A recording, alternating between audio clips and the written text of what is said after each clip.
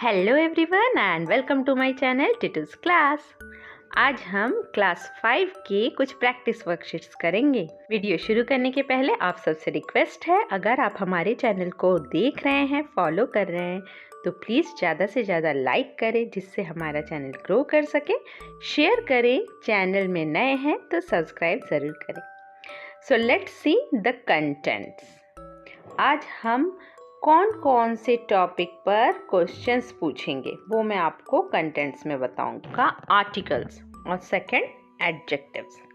Articles में हम थोड़ा डिटेल में जाएंगे, इसलिए वीडियो को पूरा ज़रूर देखें क्योंकि मैं सारे रूल्स बताने वाली हूँ डेफिनेट और इनडेफिनेट आर्टिकल्स के। उसके बाद ही हम क्वेश्चन को सॉल्व करेंगे। एडजेक्टिव्स में हम डिग्रीज ऑफ कंपैरिजन को बहुत अच्छे से समझेंगे और उसके बाद क्वेश्चन सॉल्व करेंगे। So let's start with articles. Question is, fill in the blanks with suitable article and put star where article not required. मतलब जहाँ आर्टिकल लगेगा वहाँ पे फिल करना है, नहीं लगेगा जहाँ आर्टिकल वहाँ स्टार करना है। तो पहले हम शॉर्ट में एक बार देख लेते हैं कि क्या क्या रूल्स हैं और ये आर्टिकल्स क्या है। आर्टिकल्स 3 होते हैं, ए, एन और द। इसमें से ए और एन होता है इनडेफिनिट आर्टिकल और द होता है डेफिनिट आर्टिकल। ए इनडेफिनिट आर्टिकल। इनडेफिनिट का मतलब क्या होता है? जो निश्चित नहीं है। हम ए का यूज सिंगुलर नाउन में करते हैं और जो निश्चित नहीं है वहां पे करते हैं। A indefinite article used before a consonant sound. जब भी हम कॉन्सोनेंट साउंड सुनते हैं जैसे कि B, C, D, A, E, I, O, U को छोड़कर बाकी जो कॉन्सोनेंट हैं उनके साउंड के आगे हमेशा ए लगता है। जैसे हो गया boy, a boy, cat, a cat. समझ में है? Next an indefinite article used before a vowel sound. ये भी अनिश्चित है और ये भी सिंगुलर नाउन में ही लगता है। ए और एन का मतलब एक ही होता है, ये याद रखना है कि जहाँ भी कोई एक होगा वहाँ ए या एन लगेगा। वॉवेल साउंड मतलब ए, ई, आई, ओ, यू का जो ध्वनि निकलता है, साउंड निकलता है, उसके आगे एन का यूज़ करते हैं। जैसे एरोप्लेन, ए, तो एरोप्लेन में हम लगाएंगे एन एरोप्लेन। समझ में? एप्पल में भी एन एप्पल। इग्लू, एन इग्लू। तो ए, ई, आई, ओ, यू इनके आगे हमेशा एन लगेगा। Next the. यह डेफिनेट आर्टिकल है, मतलब कोई चीज़ अगर निश्चित है तो ये वहाँ पे यूज़ होता है। Used before a noun, definite noun मतलब निश्चित जगह पर। मैं जैसे कि एक एग्जांपल दे रही हूँ, the dress I bot is green in colour. ठीक है, तो यहाँ पे द ड्रेस क्यों लगा? ड्रेस तो नाउन है, इसलिए लगा क्योंकि मैं उस ड्रेस की बात कर रही हूँ जो मैंने खरीदा हुआ है, निश्चित है ये। ठीक है, इसलिए यहाँ पे the dress I bought is green in. The fruit I ate was sweet. जिस फल को मैंने खाया था वह मीठा था, तो इसलिए यहाँ पे द लगा क्योंकि मुझे पता है कौन से फ्रूट की बात हो रही है। Next, when the same noun is used again. जब हम एक ही नाउन को दोबारा यूज़ कर रहे हैं, मतलब एग्जाम्पल जैसे I saw a cow, the cow was eating grass. तब मैंने एक गाय को देखा और वह गाय घास खा रही थी, है ना। तो मैंने एक बार गाय को देखा और दूसरी बार ये बात बताई कि वह गाय क्या कर रही थी। I saw an elephant, the elephant was sleeping. मैंने एक एलिफेंट को देखा और वह एलिफेंट सो रहा था। तो यहाँ पे भी दूसरी बार जब मैं बात कर रही हूँ तो वहाँ द लगा रही हूँ। Next, when there is one thing of its kind. मतलब कोई अगर एक ही होता है कोई चीज़, जैसे सन, मून, ये एक ही है तो इनके आगे भी हमेशा द लगता है। The sun, the moon. Before name of famous books. जो फेमस बुक्स है, महाभारत हो गया, कुरान हो गया, हैरी पॉटर हो गया, तो इनके आगे भी हम हमेशा द लगाते हैं। बिल्डिंग्स के नाम के पहले कोई फेमस बिल्डिंग हो है ना, जैसे Tata centre, the Tata centre, इस टाइप का। रिवर्स जैसे the Ganga, the Yamuna. Monuments, the Taj Mahal, the Fatehpur सिकड़ी। तो इस तरीके से जो मतलब इमारतें फेमस हैं, मतलब प्रसिद्ध हैं। बिफोर सुपरलेटिव्स, एडजेक्टिव की जो सुपरलेटिव डिग्री होती है ना, fastest, tallest, the tallest girl, the fastest boy, तो इस तरीके से वहाँ भी हम द लगाते हैं। Used before the noun that represents the whole class, मतलब ऐसा कोई नाउन हो जो पूरे ग्रुप को रिप्रेजेंट करती है, जैसे the lion is the king of jungle. अब यहाँ पे लायन जो है पूरे एनिमल के ग्रुप को रिप्रेजेंट कर रही है, उनका किंग है, तो यहाँ पे इसीलिए द लायन लगा। समझ में आया? अब यहाँ तक तो द कहाँ कहाँ पे यूज़ होता है ये हमने देख लिया।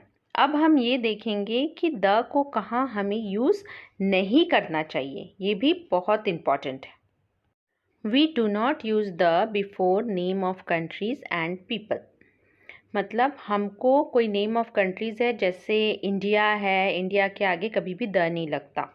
और पीपल है, पर्टिकुलर किसी का नाम ले रही हूँ मैं, सोहन, द मोहन, वहाँ पे भी द नहीं लगता।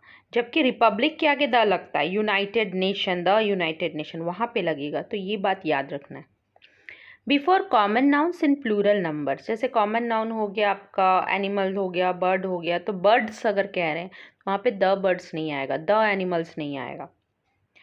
Before days of the week and months, the Monday, the Sunday नहीं होता है, दिस इज़ रॉन्ग, है ना। द अप्रैल, द नवंबर, तो ये सब आपको याद रखना है कि यहाँ पे अगर आप द लगाते हैं तो वो रॉन्ग हो जाएगा। We do not use the before name of countries and people, before common nouns in plural numbers and before days of the week and months. तो यहाँ तक समझ में आ गया कि आर्टिकल्स का यूज़ हमें कहाँ और कैसे करना है। तो चलिए अब हम क्वेश्चन सॉल्व करते हैं, होप आप इजीली सॉल्व कर लेंगे। First, dash sun rises in the east, the sun rises in the east, एक ही सन होता है। Next, stars were not visible in dash sky, stars were not visible in the sky, only one sky. Shilpa is such dash nice girl, consonant sound, a nice girl.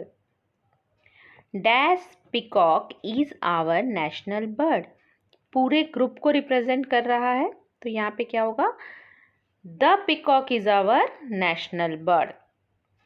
Dash birds are flying in the sky, यहाँ पे क्या लगेगा, the birds लगेगा क्या, यहाँ पे article नहीं लगेगा, क्योंकि बर्ड्स क्या है, बर्ड क्या है, कॉमन नाउन होता है, और बर्ड्स क्या है, प्लूरल फॉर्म है। कॉमन नाउन का जब प्लूरल फॉर्म होता है उसके पहले आर्टिकल नहीं यूज होता है। Dash India is my country, country के नेम के आगे भी लगता है या नहीं लगता है, नहीं लगता है, तो यहाँ भी मैं स्टार लगाऊंगी, तो फिफ्थ और सिक्स्थ ये दोनों क्वेश्चन में स्टार लगेगा, only India is my country. I like to wear dash unicorn dress in my birthday, अब यहाँ पे ए लगेगा या एन लगेगा, ऐसे तो U, A E I O U, U vowel है तो एन लगना चाहिए, लेकिन हम यू में क्या साउंड निकाल रहे हैं, यू का साउंड निकाल रहे हैं, अ नहीं। जैसे अम्ब्रेला में अ निकलता है, आपको फोनिक साउंड पे ध्यान देना है ना, ए ई ओ अ, तो यहाँ पे I like to wear a unicorn dress in my birthday.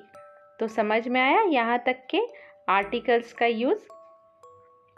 तो यहाँ तक जिन बच्चों ने अच्छे से किया है उनके लिए ये super star. Now next, move to our next section. Our next section is adjectives. Question, fill in the blanks with correct degrees of comparison.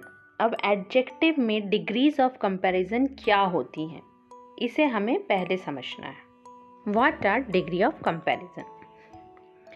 Change in form of adjectives to show comparison are called the degrees of comparison. मतलब adjective का जो form होता है, जो basic उसका form होता है, उसमें जब चेंज आता है तब हम उसे डिग्रीज ऑफ कंपैरिजन कहते हैं। जैसे सपोज ब्यूटीफुल हो गया, यह एक एडजेक्टिव होता है, तो इसके डिग्रीज ऑफ कंपैरिजन अलग अलग होते हैं, more beautiful, most beautiful. There are 3 degrees of comparison, 3 degrees of comparison होते हैं। फर्स्ट होता है पॉजिटिव, सेकंड होता है comparative and third is superlative. तो ये 3 डिग्री ऑफ कंपैरिजन हमें याद रखने होते हैं। जिस हिसाब से हम इन्हें याद रखेंगे उस हिसाब से हम easily fill in the blanks कर पाएंगे। तो पहले देखते हैं हम ये पॉजिटिव, कंपैरेटिव और सुपरलेटिव डिग्री के कुछ एग्जाम्पल्स। यहाँ पर देखिए, स्वीट, स्वीटर, स्वीटेस्ट, है ना। स्वीट हो गया आपका पॉजिटिव और स्वीटर हो गया कंपैरेटिव, स्वीटेस्ट हो गया सुपरलेटिव। पॉजिटिव मतलब जो बेस है, एडजेक्टिव का बेस फॉर्म है, वो पॉजिटिव डिग्री होती है जहाँ पे कोई कंपैरिजन नहीं होता, तो वहाँ पे स्वीट का यूज़ होता है। और स्वीटर मतलब जब हम 2 चीज़ को कंपेयर करते हैं, जैसे mango is sweeter than Apple, वहाँ पे हम यूज़ करते हैं स्वीटर। स्वीटेस्ट, स्वीटेस्ट मतलब अगर मैं ये कह रही हूँ mango is sweetest of all fruits, सारे फ्रूट में से सबसे ज़्यादा स्वीट है, वहाँ पे मतलब जो कंपैरिजन हो रहा है वो सबके साथ हो रहा है, सारे फ्रूट्स में से मैंगो को ही मीठा कहा जा रहा है, तो इसीलिए वो स्वीटेस्ट है। सेम हम देख ले रहे हैं यंग का यंगर, यंगेस्ट, मतलब अगर हम किसी से कंपेयर कर रहे हैं, Monu is younger than Sonu, तो वहाँ पे यंगर लगेगा, कंपैरेटिव डिग्री का यूज़ होगा। और यंगेस्ट मतलब सबसे छोटा, Sonu is youngest of all brother, सबसे छोटा भाई। ऐसे ही देख लेते हैं high, higher, highest, old, older, oldest, white, whiter, whitest, difficult, more difficult, most difficult, big, bigger, biggest, good, better, best. तो ये चार्ट आपको याद रखना है, इसकी और भी बड़ी बड़ी चार्ट होती हैं, तो यहाँ पे मैंने इतना ही समझाया है जिससे आप इजीली आज के क्वेश्चन सॉल्व कर सकें, मतलब आपका एक बेसिक कंसेप्ट क्लियर हो जाए। Next start with question, this fruit is dash. अब मैं यहाँ पे एक ही फ्रूट की बात कर रही हूँ और 2 ऑप्शन दिया, sweet, sweetest. This fruit is sweetest, ये सबसे ज़्यादा मीठा है, मतलब मैंने ऑलरेडी सबसे कंपेयर कर लिया है उसका। Next, Sheela is dash, tall, taller than Shilpa. यहाँ पे शीला का कंपैरिजन हो रहा है शिल्पा के साथ, तो Sheela is taller than Shilpa, comparative degree. पहला वाला क्या था, सुपरलेटिव, दूसरा हुआ comparative. Next, this dress is dash, more comfortable, comfortable than other dress, comparative degree. तो यहाँ पे हुआ this dress is more comfortable than other dress, comparative degree. Next, the Himalayas are the dash longer, longest mountain ranges. तो यहाँ पे longer है, comparison तो है नहीं, मतलब सबके साथ कंपेयर हो चुका है। The Himalayas are the longest mountain ranges, सबसे लंबा माउंटेन रेंज है, यहाँ पे सुपरलेटिव डिग्री आए। Next, Shalu is dash smart, smarter than Renu. अब शालू का कंपैरिजन रेनू से हो रहा है, तो यहाँ पे very simple comparative degree, Shalu is smarter than Renu. Next, mister Raj has the bigger, biggest lawn. अब मिस्टर राज के साथ किसी एक पर्टिकुलर का कंपैरिजन नहीं है, यहाँ पे ऑलरेडी हो चुका है कंपैरिजन, मतलब हैज़ द बिगेस्ट लॉन। तो समझ में आ गया कैसे यूज़ करना है पॉजिटिव, कंपैरेटिव और सुपरलेटिव डिग्री को। तो यहाँ तक जिन बच्चों ने अच्छे से किया है वो आज के विनर है। अगर आपको वीडियो से रिलेटेड कोई भी डाउट है तो हमारी प्लेलिस्ट ज़रूर चेक करें, और आप हमारे शॉर्ट्स भी जा कर के देख सकते हैं। और क्योंकि हम ओलंपियाड से रिलेटेड क्वेश्चंस भी बनाते हैं, तो आप इजीली हमारे क्वेश्चंस से ओलंपियाड की तैयारी कर सकते हैं। So that's all for today. Thanks for watching.